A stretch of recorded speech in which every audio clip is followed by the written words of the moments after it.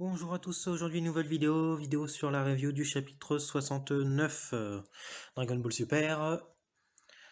Déjà alors, qu'est-ce qu'on peut dire?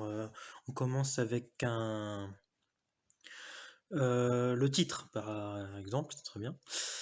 Ça s'appelle la transition de la planète céréale.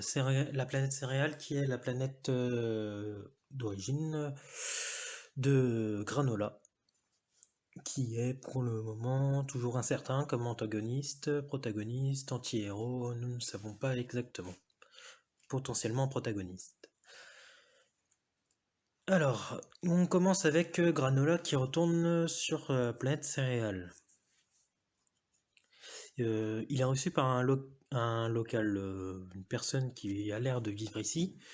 On apprend au fur et à mesure du chapitre que ce sont les Chugardin, donc sugar, sucre, qui sont le nouveau peuple, qui peuple du coup la planète céréale. On en parlera plus tard dans le chapitre, on va faire dans l'ordre. Du coup, Granola arrive, son vaisseau est endommagé, il demande au local de le réparer.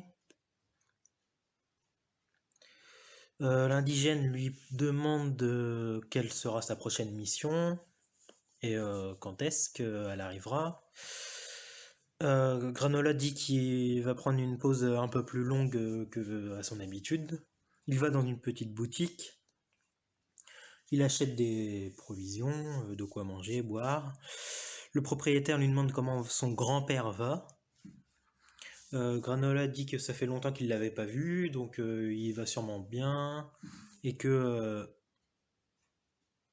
sa vieillesse, sa jambe, il y a une de ses jambes qui est faible, ce qui est normal à son grand âge. En même temps, on apprend que c'est une race qui vit depuis très longtemps, qu'il a déjà plus de 500 ans. Donc on se pose des questions sur la race tout de même des céréaliens. Le propriétaire du magasin, du coup, lui demande pourquoi eux, ils vivent pas avec les autres Chugardin.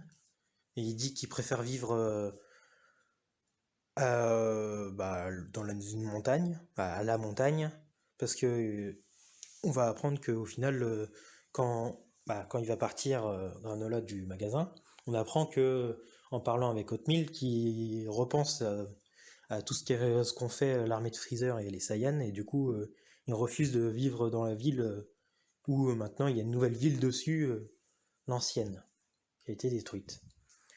On apprend également que c'est les Ita qui ont trouvé cette planète après la destruction par l'armée de Freezer, et ils l'ont reconstruite avant de les vendre assez cher aux Chugardin, qui sont du coup les nouveaux habitants de la planète céréale.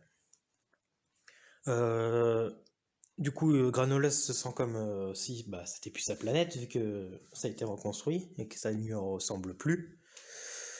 Et, et puis, il va juste... comment Du coup, il vit dans les montagnes, oui, désolé. D'où il voit une ancienne ville, lui rappelant ce qu'ont fait les Saiyans, ce qu'il n'oubliera jamais.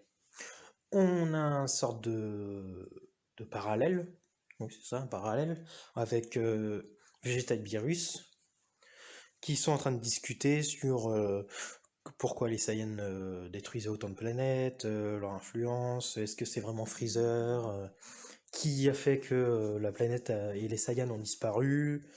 Vegeta explique que non, c'est la faute de son père qui voulait trop de pouvoir, etc.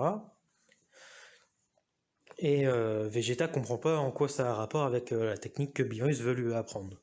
Beerus explique donc que ça a un lien profond parce que...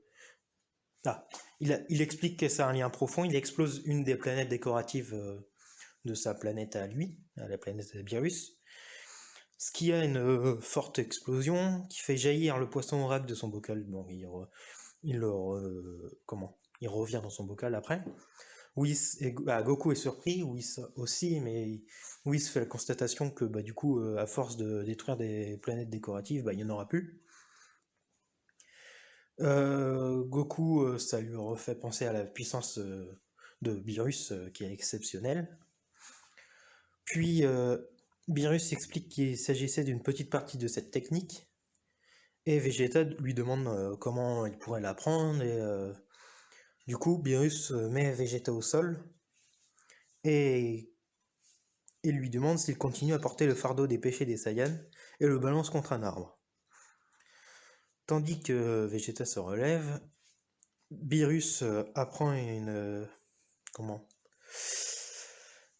révélation qu'on avait eue auparavant, mais que Vegeta et Goku ne savent pas. Beerus dit que, en fait, si Freezer a détruit les Saiyans, c'était à cause de lui, afin d'énerver et de frustrer Vegeta. Donc il continue à le provoquer. Vegeta se transforme d'ailleurs du coup en Super Saiyan Blue, et furieux et à la fois choqué d'apprendre cette révélation, il décide d'attaquer Beerus.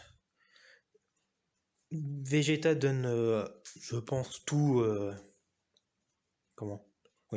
tout ce qu'il vaut en tant que Super Saiyan Blue. Et Beerus, néanmoins, garde largement l'avantage, et avec je suppose, un Hakai, il détruit l'armure de Vegeta en l'envoyant dans un cratère. Goku se rappelle que c'est la technique qu'il avait utilisée contre Zamasu, mais qu'il avait ratée.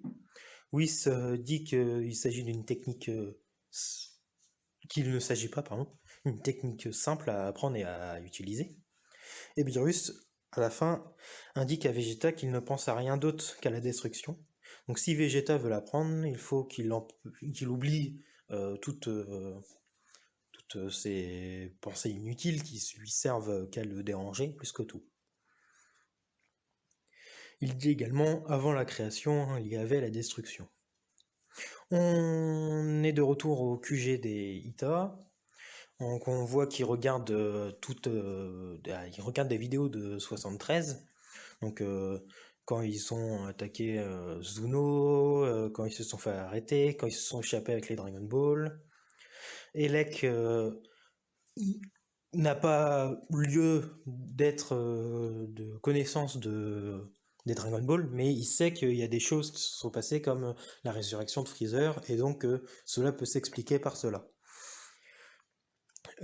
Suite à ça, Maki se rappelle d'avoir entendu parler des Namek. Gas se rappelle qu'il vivait il y a longtemps sur la planète céréale, donc c'est une nouvelle révélation lors de ce chapitre, où certains Namek ont vécu sur la planète céréale. Oil se demande s'ils ont tous été détruits, mais Lex se souvient qu'il y aurait au moins un survivant, Monaito, qui vit avec Granola. Et dès lors, on apprend donc que Monaito, le Namek resté en vie après la destruction, n'est d'autre que le grand-père, mais pas le grand-père biologique, mais plutôt spirituel, je dirais, de Granola, pardon. Du coup, de retour sur la planète céréale, Granola arrive, il donne de quoi dîner à son grand-père, entre guillemets. Monaito lui demande si les Ita lui ont donné l'ordre de battre Freezer. Granola répond qu'il veut le battre même sans être payé s'il le faut, tandis que Monaito lui dit de prendre le temps d'y penser. Granola regarde la Dragon Ball à une étoile dans leur pièce, et là la première chose qu'on se dit c'est une Dragon Ball. Que fait une Dragon Ball ici? On va l'apprendre par la suite. Du coup, Monaito lui a interdit d'utiliser les Dragon Ball pour sa vengeance. Et de toute façon, quoi qu'il se passe, il en faut une seconde, donc là il en faut que 2, pour invoquer le dragon, mais qu'il l'a perdu il y a très longtemps, et donc sans ça, quoi qu'il se passe, il ne pourra pas l'utiliser. Et de toute façon, les Dragon Ball étaient utilisés que par un héros, de la civilisation céréalienne, à ce qui paraît, lors d'une cérémonie.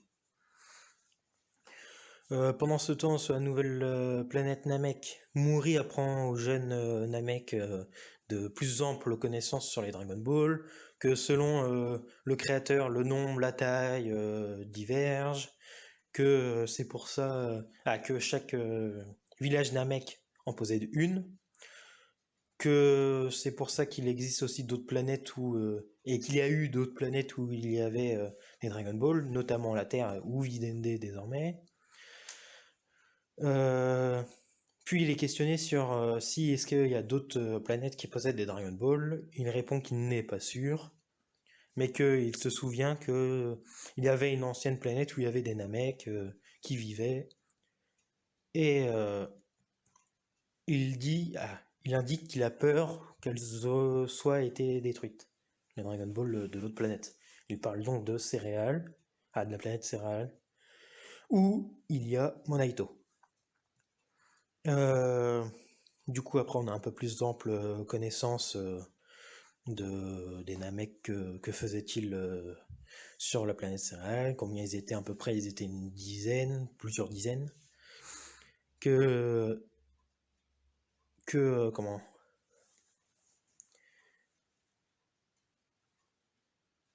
maintenant il est tout seul, pardon, et que s'il meurt, les Dragon Ball vont disparaître. Granola, donc, veut agir immédiatement, et il veut ramener l'état de la planète tel qu'elle était il y a 50 ans.